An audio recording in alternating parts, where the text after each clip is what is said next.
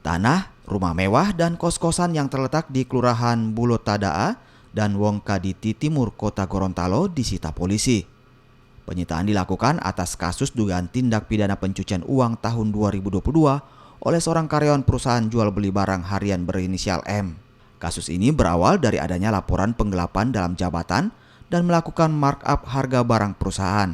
Dari penyelidikan ditemukan sejumlah rekening bank dengan nominal miliaran rupiah atas nama tersangka M. Uang tersebut diduga diperoleh dari hasil kejahatan yang dilakukan di perusahaan. Dari kasus ini perusahaan mengalami kerugian 6,7 miliar rupiah.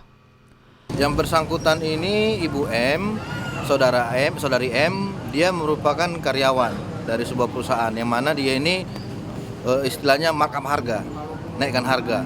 Jadi dari situ dia memperoleh keuntungan tersebut dia putar uangnya untuk bikin rumah, kos-kosan, barang-barang pribadi. Sementara itu kuasa hukum tersangka keberatan dengan baliho yang bertuliskan telah disita tanah dan bangunan yang seharusnya disita sementara karena masih dalam penyidikan.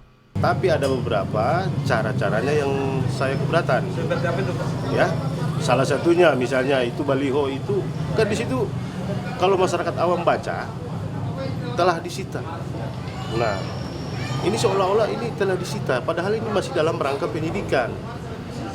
Seharusnya disita sementara dalam rangka penyidikan.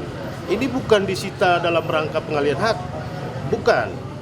Ini cuma dalam rangka penyidikan saja. Selain M, polisi juga menetapkan 3 tersangka lainnya yang salah satunya karyawan bank milik pemerintah atas dugaan membantu tersangka utama atas kasus tindak pidana pencucian uang.